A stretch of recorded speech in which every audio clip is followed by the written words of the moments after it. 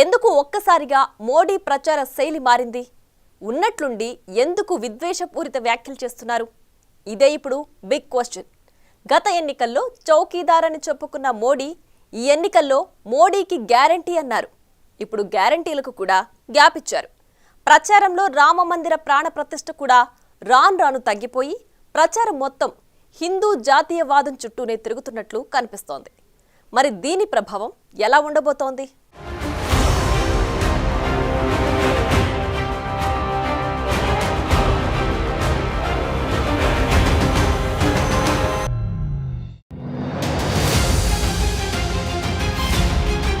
కాంగ్రెస్ ను అడ్డం పెట్టుకుని దేశ ముస్లింలపై మోదీ చేసిన వ్యాఖ్యలు తీవ్ర విమర్శలకు దారితీయటంతో ఇప్పుడు అదే ఆయుధాన్ని వేరే దిశ నుండి ప్రయోగించడం ప్రారంభించారు మోదీ.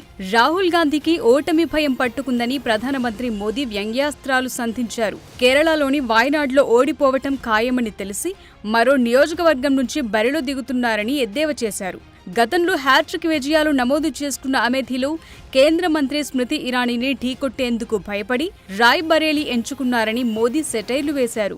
एक्सपर्ट के साथ अब भी ये अनुमान लगा रहे हैं कि चुनाव कौन जीतेगा.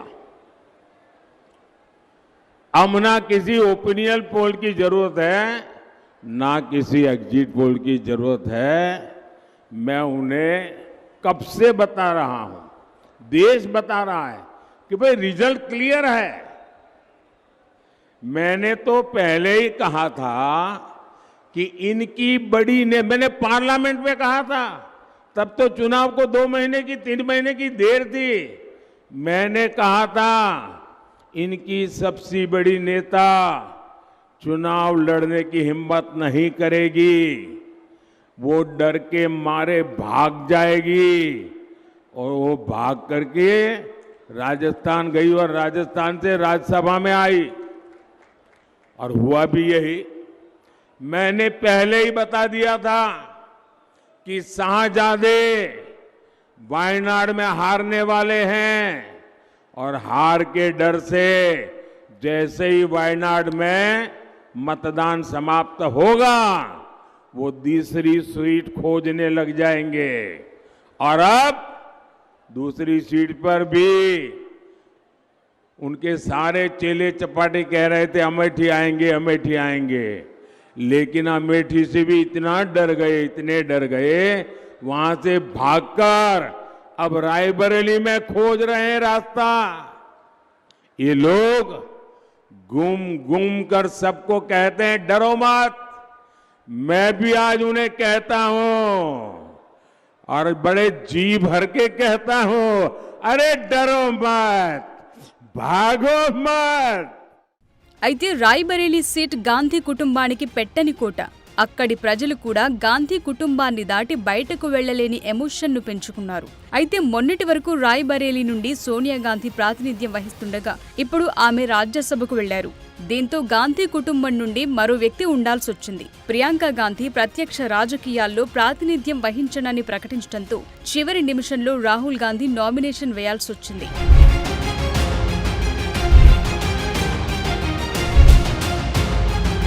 ఇప్పుడు మోదీ ఆయుధాల్లో మిగిలింది మళ్లీ మతమే. అందుకే ఈ ఆయుధాన్ని మరోవైపు నుండి ప్రయోగించడానికి సిద్ధమయ్యారు. దేశ విద్రోహ శక్తులతో కాంగ్రెస్ చేతులు కలిపిందని మోదీ ఆరోపణలు మొదలుపెట్టారు. సార్వత్రిక ఎన్నికల ప్రచారంలో భాగంగా ఆయన కర్ణాటకలోని బెళగావ్లో జరిగిన సభలో ప్రసంగిస్తూ బెంగళూరు కేఫ్ పేలుడు ఘటనను కాంగ్రెస్ ప్రభుత్వం సీరియస్ గా తీసుకోలేదని విమర్శించారు. తొలుత గ్యాస్ సిలిండర్ పేలుడుగా కొట్టిపారేసిందని మోదీ అన్నారు.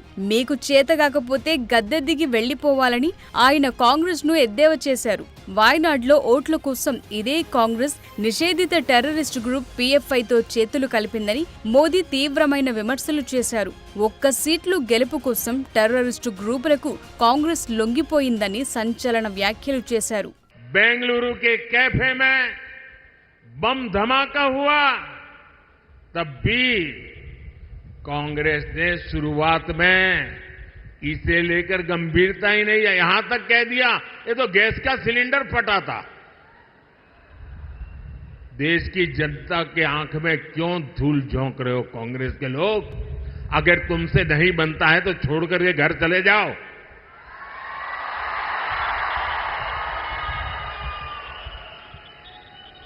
यही वही कांग्रेस के जो है जिसने वोट के लिए पीएफआई जो आतंकवाद को पनाह देने वाला देश विरोधी संगठन जिस पर मोदी सरकार ने प्रतिबंध लगा दिया है, ऐसे पीएफआई आतंकी संगठन का चुनाव में मदद करने के लिए, उनकी मदद लेने के लिए, वायनाड में एक सीट जीतने के लिए आप उसको सरेंडर कर रहे हो, उनके कारनामों का बचाव कर रहे हो। लेकिन भाजपा सरकार ने देश और समाज विरोधी पीएफआई को बंद किया है, उससे बड़े बड़े खैरखा जेलों में सड़ रहे हैं।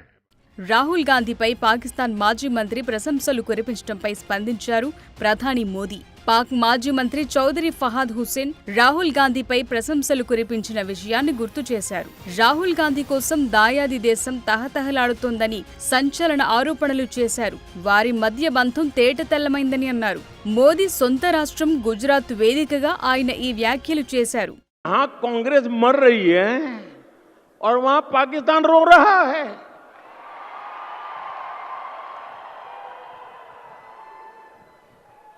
आपको पता चला होगा कांग्रेस के लिए अब पाकिस्तानी नेता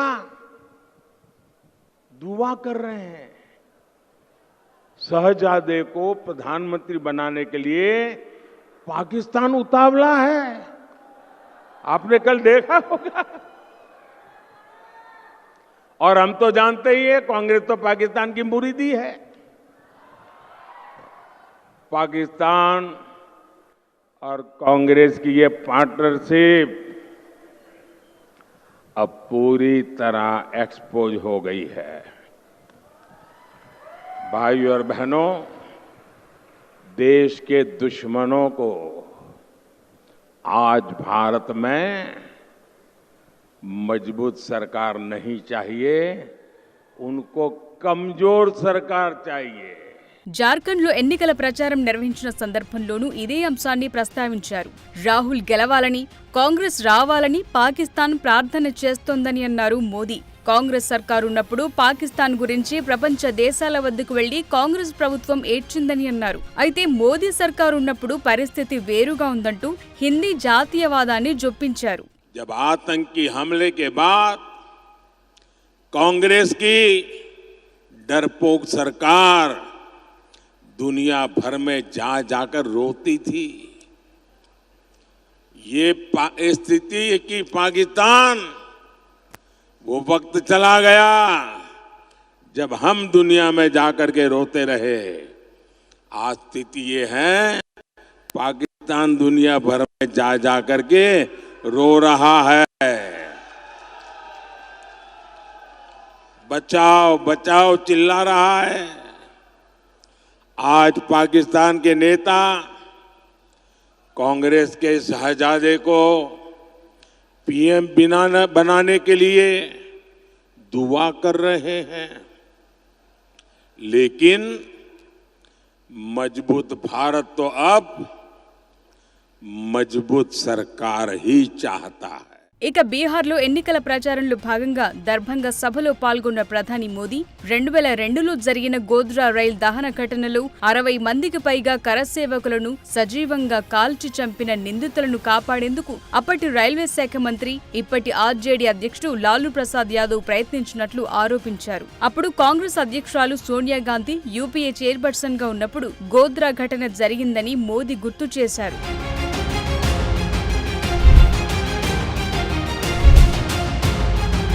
మొత్తంగా చూసినప్పుడు మోదీ 10 ఏళ్ల పాలనలో చేసిన విజయాలన్నీ ఇప్పుడు పక్కకెళ్లిపోయాయి. పాకిస్తాన్పై సర్జికల్ దాడులు, కశ్మీర్లో ఆర్టికల్ 370 రద్దు, ట్రిపుల్ తలాక్ రద్దు, అయోధ్యలో రామ మందిరం ప్రాణప్రతిష్ఠ, జన్ధన్ యోజన, 80 కోట్ల మందికి ఉచిత ఆహార ధాన్యాలు, మౌలిక సదుపాయాల అభివృద్ధి, 5 అతిపెద్ద ఆర్థిక వ్యవస్థగా భారత్ నిలవటం వంటి అంశాలన్నీ లైమ్లైట్ లోకి దూరంగా జరిగాయి. ఆ అంశాలపై మోదీతో పాటు బీజేపీ నేతలు కూడా చాలా తక్కువగా మాట్లాడుతున్నారు. దీనికి బదులు కాంగ్రెస్ చేస్తున్న రిజర్వేషన్ ప్రచారాన్ని తిప్పికొట్టడంలో భాగంగా మైనార్టీలను టార్గెట్ చేస్తున్నారు. మొదటి 2 ఫేజ్లలో బీజేపీకి తక్కువ ఓటింగ్ పడినట్లు విశ్లేషకులు భావిస్తున్న తరుణంలో ఈ రిపోర్టుల ఆధారంగానే మోదీ తన ప్రచార శైలిని మార్చారన్న అభిప్రాయాలు పెరుగుతున్నాయి.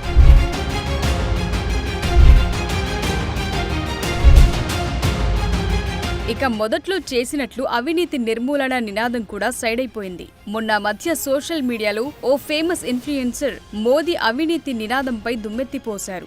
బీజేపీ నేత, అస్సాం ప్రస్తుత ముఖ్యమంత్రి హిమంత బిశ్వ శర్మ దగ్గర నుండి బిలియనీర్ వ్యాపారవేత్త, బీజేపీ మాజీ లోక్సభ సభ్యుడు అయిన నవీన్ జిందాల్, మహారాష్ట్ర మాజీ సీఎం అశోక్ చవాన్, మహారాష్ట్ర డిప్యూటీ సీఎంగా ఉన్న అజిత్ పవార్, వెస్ట్ బెంగాల్లో ప్రతిపక్ష బీజేపీ నేత సువేందు అధికారి, ఇలా చెప్పుకుంటూ పోతే దేశవ్యాప్తంగా బీజేపీ నేతలపై ఉన్న వేల కోట్ల అవినీతి ఆరోపణల పెద్ద లిస్టును బయటపెట్టేశారు. 2014 నుండి దాదాపు 25 మంది ప్రతిపక్ష నేతలపై అవినీతి ఆరోపణలు రాగా వాళ్లంతా ఇప్పుడు బీజేపీ పార్టీలో చేరారని, ఇప్పుడు జైల్లో ఉన్న నాయకులందరూ బీజేపీలో చేరటానికి నిరాకరించిన నేతలే అని లెక్కలతో సహా ప్రజల ముందుకు తెచ్చారు. ఇక దేశంలో అన్నింటికంటే అతి పెద్ద స్కామ్ బీజేపీ తీసుకొచ్చిన ఎలక్టోరల్ బాండ్స్ రూపంలో ఉందంటూ ఏకిపారేశారు. దీంతో మోదీ ప్రచార వ్యూహాన్ని మతంపై తిప్పి దేశంలో ఉన్న మెజార్టీ హిందువు ఓట్లను రాబట్టేందుకు ప్రయత్నిస్తున్నారనే విమర్శలొస్తున్నాయి.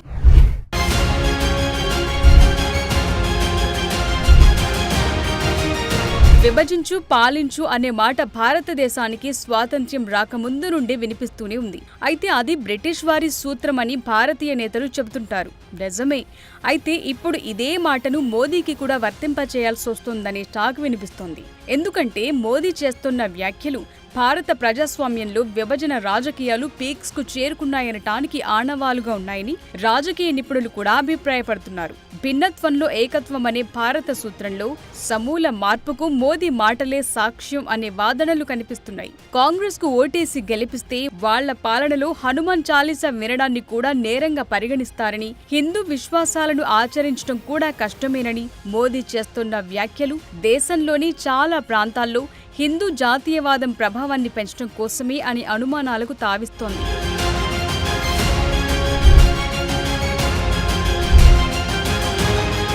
అయితే మోదీ వివాదాస్పద వ్యాఖ్యల తరువాత 2024 ఎన్నికల్లో మైనార్టీల ఓటు ఎటువైపు వెళుతుందో అనేది ఇప్పుడు పెద్ద ప్రశ్నగా ఉంది. గత 10 ఏళ్లలో మతపరమైన, భాషాపరమైన మైనార్టీలు అధికార బీజేపీ పార్టీ నుండి శత్రుత్వాన్ని ఎదుర్కొన్నారన్నది కనిపిస్తున్న వాస్తవం.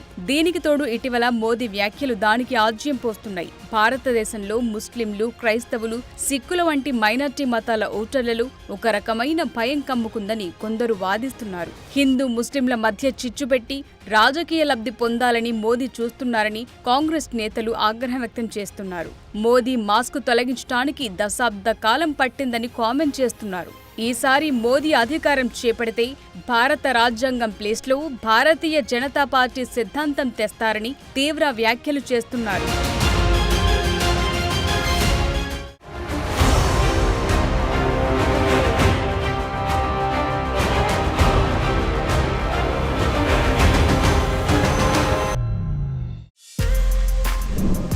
For more videos like this, subscribe Big TV channel.